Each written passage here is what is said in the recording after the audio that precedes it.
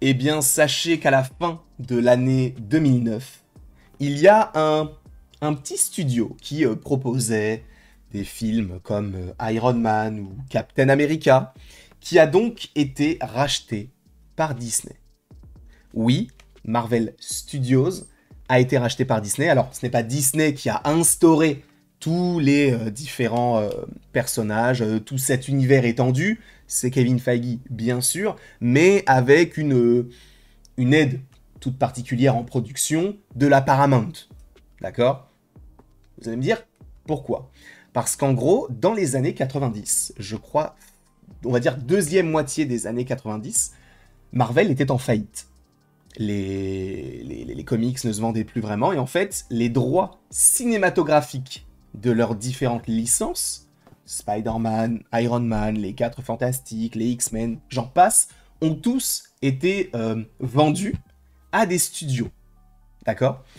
C'est pourquoi on a eu du coup Hulk qui a été vendu du côté d'Universal.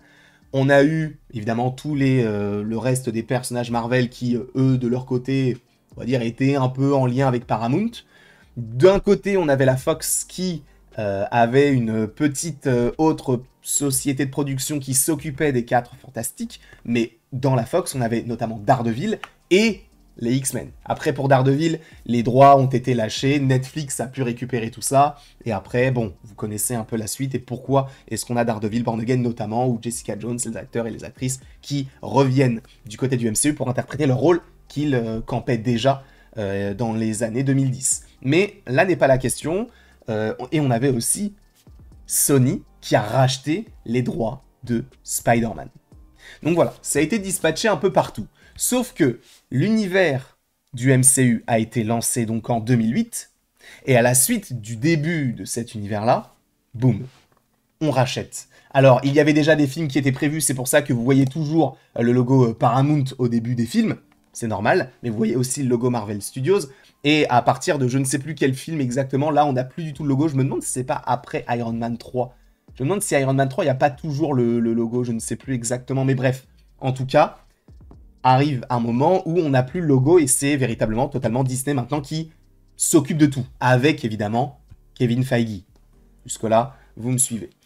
Et la question que j'aimerais vous poser, c'est est-ce que pour vous, Sony doit vendre les droits de Spider-Man à Disney? Est-ce que Disney doit avoir le monopole? Pourquoi est-ce que je vous parle de monopole?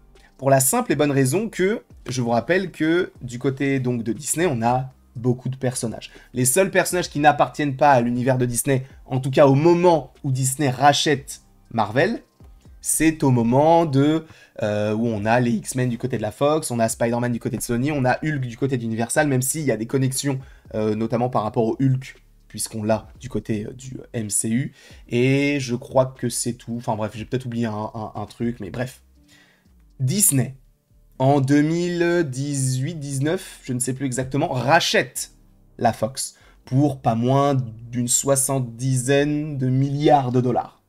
Ce qui englobe les X-Men, bien sûr, mais aussi Avatar, les Simpsons, enfin bref, vous connaissez le catalogue de la Fox, Alien, Predator, enfin, vous connaissez.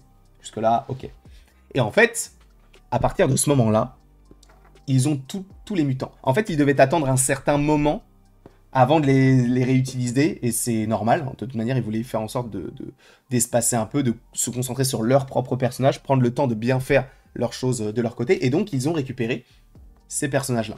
Encore une fois, Hulk appartenait appartenait à Universal, sauf que dans les contrats qu'on a lus, justement, qui sont disponibles sur Internet, on voit que les droits d'exploitation de Hulk reviendraient automatiquement aux détenteurs des droits initiaux, donc Marvel, qui, je vous le rappelle, appartient à Disney, si aucun film n'a été fait entre la sortie du dernier film et 15 ans plus tard. Donc si dans les 15 ans qui suivent la sortie d'un film Hulk, il n'y a rien eu de la part d'Universal avec une utilisation de Hulk, les droits de Hulk reviennent à Marvel. C'est pourquoi on entend récemment le fait que, on puisse avoir un film sur Hulk et qu'on ait développé She-Hulk, l'Abomination, enfin bref, le lore de Hulk. C'est pour ça aussi que d'ailleurs, du côté de Hulk, il y avait aussi Namor. Namor qui, à la base, n'appartenait pas à Disney, mais appartenait à Universal. Donc est-ce qu'aujourd'hui, il serait en capacité de faire un film sur Namor? Ça reste possible. Donc la Fox a été prise, donc par rapport aux X-Men, les 4 Fantastiques, etc. Mais également, a priori, les droits de Hulk et de Namor, par rapport au fait qu'on ne les ait jamais utilisés depuis 15 ans. Et en fait, les 15 ans sont tombés en juin 2023, puisque le film Hulk est sorti en juin 2008, si je ne dis pas de bêtises. Donc 2008 plus 15, ça fait 2023, donc a priori, cela fait bel et bien 2 ans que les droits de Hulk sont récupérés du côté de Disney. Ce n'est pas sûr du tout, puisque ça n'a jamais été annoncé comme ça, mais je pense que si jamais ils annoncent donc la future phase, et là, je tiens à le préciser quand même, logiquement, la future phase devrait être annoncée possiblement pour l'année... en fait, c'est un peu compliqué, parce que est-ce qu'ils le feraient à la Comic-Con, sachant que d'habitude, les films Avengers sortent en mai, du coup, la Comic-Con arrive après les films Avengers. Je ne sais pas, mais en vrai, ce n'est pas impossible qu'on ait une annonce peut-être fin d'année 2027 pour savoir ce qu'on aura en 2028 et 2029, 2030, etc. Pour les 3 années qui suivront. Et évidemment qu'on sera là pour en parler.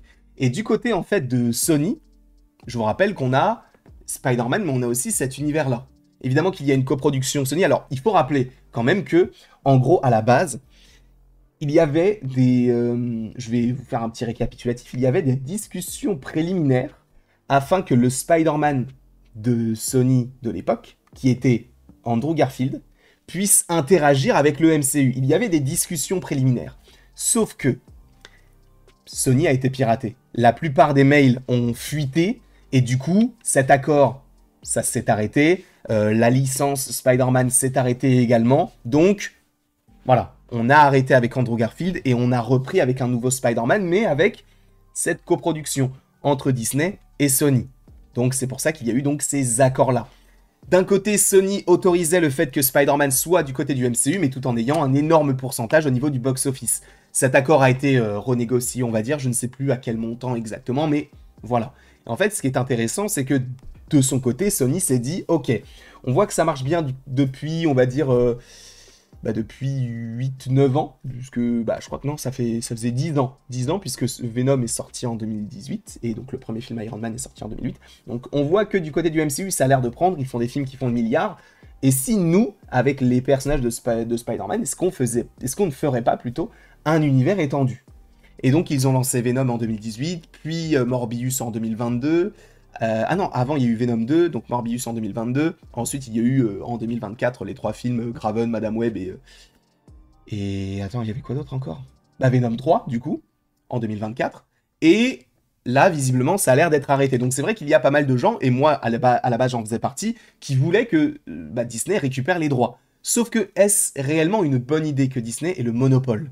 Parce qu'encore une fois, ils auraient récupéré les droits de la Fox, puisqu'ils ont racheté la Fox, ils ont récupéré les droits de Hulk par rapport à Netflix. Je vous rappelle qu'en gros, dans les contrats, en fait, c'est le même principe que pour Hulk, dans le sens où Hulk, il fallait attendre 15 ans avant la dernière apparition du personnage dans un film Universal, et là, c'était la même chose. C'était pas 15 ans, mais en gros, si Netflix n'utilisait pas son personnage, un personnage qu'il développait du côté des séries pendant 2 ou 3 ans, je ne sais plus, je crois que c'est 3 ans, eh bien le personnage reviendrait automatiquement à Marvel.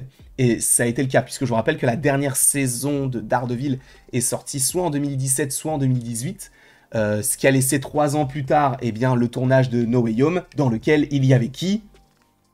Charlie Cox. Et d'ailleurs, le film Spider-Man No Way Home est sorti en même temps que quoi? Hawkeye, saison 1, série dans laquelle il y a qui?